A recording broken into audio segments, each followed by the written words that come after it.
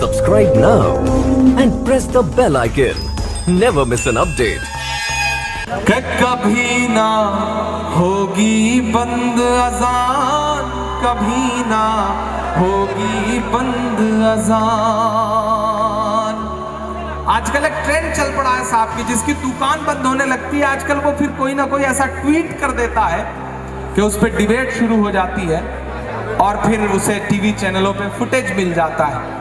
पिछले दिनों over drink की वजह से रात के 3:30 बजे 4 बजे एक सेलिब्रिटी साहब ने ट्वीट कर मारा कि जो है अजान की आवाज से कान में दर्द होता है, नींद में खलल पड़ता है।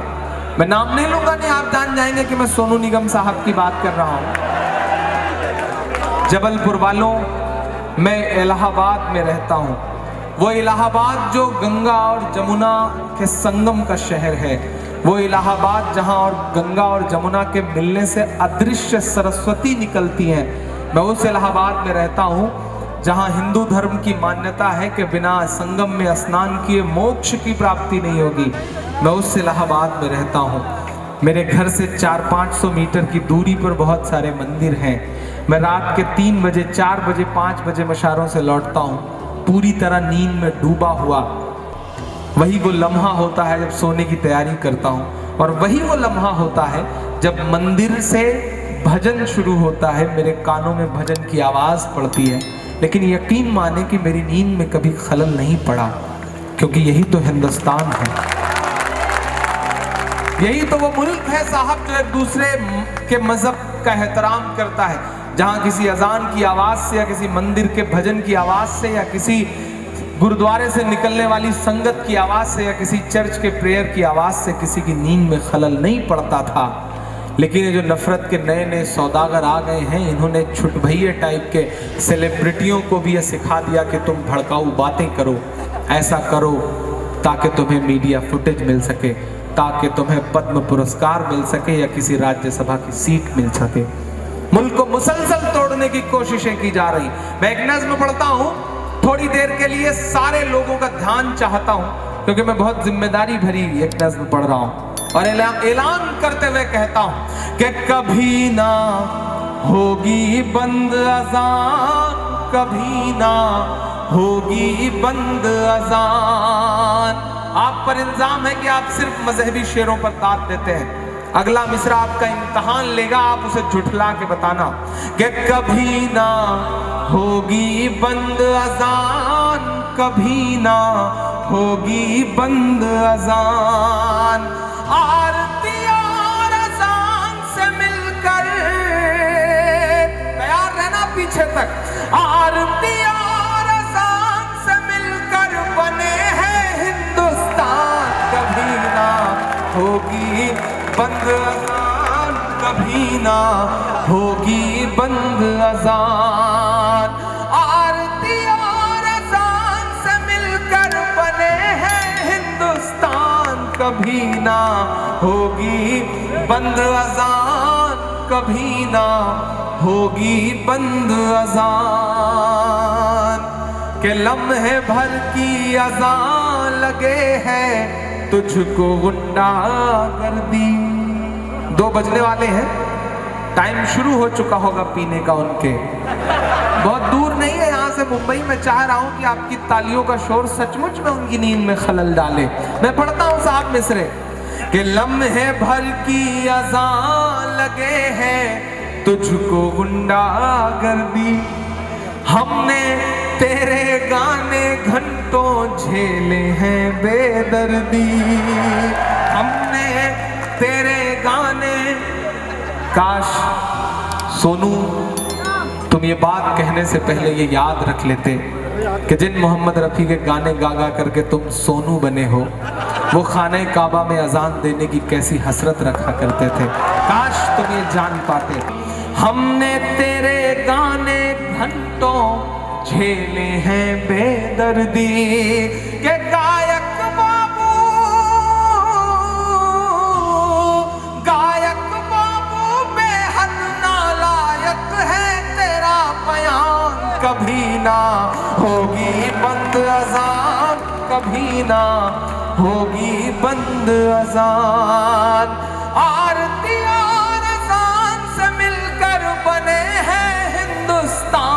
कभी ना होगी बंद अजान, कभी ना होगी बंद अजान। मेरा ईमान, मेरा यकीन, मेरी रगों में दौड़ता लहू, मेरी सांसें इन दो मिसरों में ढल गई हो तो कोई हाथ खामोश न रहे कि खाक को कसम देता हूं कि जिस दिन इस दुनिया में अज़ान की सदा नहीं आएगी, तैयार रहना जबलपुर वालों, कि जिस दिन इस दुनिया में अज़ान की सदा नहीं आएगी। आपकी भी दुआएं मिले। जिस दिन इस दुनिया में अज़ान की सदा नहीं आएगी, रात ही रह जाएगी उस दिन सुबह नहीं आएगी। क्या मैं सच बोल रहा हूं? अगर सच बोल रहा हूं तो सच को सच की तरह सुन करके बताना कि जिस दिन इस दुनिया में अज़ान की सदा नहीं आएगी, रात ही रह जाएगी उस दिन सुबह नहीं आएगी। कि अल्लाह तुझे हिदायत दे दे। सोनू निगम ने बयान दिया, लेकिन उसी दिन एक बयान और आया कलकत्ता के कोई फुटकर से मौलाना साहब का। मैं फुटकर लफ्ज इस्तेमाल कर रहा हूं क्योंकि जिन कांधों में बहुत बड़ी जिम्मेदारियां हैं, आज कभी कभी वो बहुत कौन सा चोला ओढ़ लेते हैं कि कुछ ऐसे नकली ही हैं। टीवी चैनलों पे बैठे हुए कुछ नकली ऐसे लोग हैं जिन्हें ABCD भी नहीं पता है, लेकिन जाके डिबेट कर रहे हैं, बयान दे देते हैं। कलकत्ता से एक साहब ने बयान दिया कि सोनू निगम अगर अपना सर मुड़वा ले तो मैं 10 लाख दे दूंगा। और सोनू भी बंदा इतना बेरोजगार कि उसने तुरंत जाके सर भी मुड़वा लिया। अब जब चैनल वाले उनके पास पहुंचे तो मौलाना साहब ने कहा, नहीं मैंने ऐसा तो नहीं कहा था, मैंने तो ये कहा था कि वो गधे पर बैठ के सर मुड़वाए। क्या वाहियात बात है, इस्लाम इसकी इजाजत नहीं देता। आप अल्लाह के रसूल मस्जिद नबवी में बैठे थे सहाबियों के साथ, एक शख्स पहुंचता है और आपके सामने मस्जिद नबवी में पेशाब करना शुरू कर देता है। सहाबी दौड़ते हैं मारने के लिए, आप अल्लाह के रसूल मना करते हैं, कहते हैं पानी लाओ, इसे साफ करो। और उस शख्स को अपने पास बुला के कहते हैं कि मस्जिद अल्लाह की इबादत का घर है, पेशाब करने की जगह नहीं है।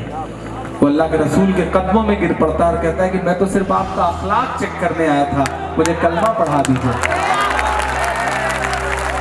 ऐसे मजहब का कौन सा चेहरा बनाया जा रहा है? नहीं, ये जो दहशत, नाहक खून बहाने की बातें, इस्लाम कभी नाहक खून बहाने की इजाजत नहीं देता। अल्लाह जबलपुर में खड़ा होकर कहता हूं कि अरे जो मजहब वजू करते हुए नाहक पानी बहाने की इजाजत न दे, वो भला नाहक खून बहाने की इजाजत कैसे दे सकता है? कभी इजाजत नहीं देता, कभी इजाजत नहीं देता। और ये जो इस्लाम का चेहरा बना दिए गए हैं, दरअसल वो इस्लाम का चेहरा नहीं है, उन्हें इस्लाम का अलिफ बे भी नहीं पता है।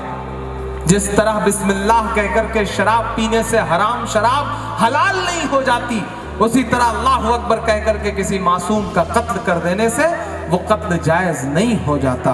ये बात समझनी पड़ेगी और ये बात बोलनी पड़ेगी, क्योंकि आप अल्लाह के रसूल, आप इस बात को समझ लें, मेरी आंखों के सामने बड़ी तादाद में मुसलमान बैठे हैं।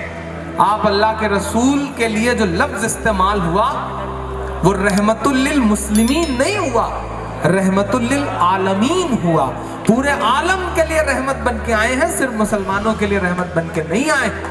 जब इस्लाम ये कहता है कि तुम्हारा पड़ोसी भूखा है तो खाना हराम, तो पड़ोसी में मुसलमान पड़ोसी नहीं कहा गया। पड़ोसी कोई भी हो सकता है, वो हिंदू हो सकता है, मुसलमान हो सकता है, सिख हो सकता है, ईसाई हो सकता है।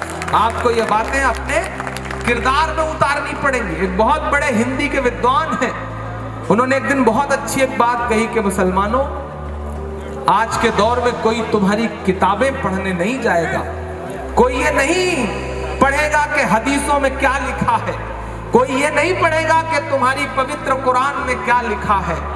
वो तुम्हें पढ़ेगा, तुम्हें देखेगा और उसी से अंदाजा लगा लेगा कि तुम्हारी किताबों में क्या लिखा है। इसलिए अगर अपनी किताबों का असली चेहरा दुनिया के सामने रखना चाहते हो तो अपनी किताबों को अपनी जिंदगी में उतार लो, अपने किरदार में उतार लो।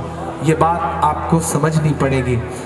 कि जिस दिन इस दुनिया में अज़ान की सदा नहीं आएगी, रात ही रह जाएगी, उस दिन सुबह नहीं आएगी।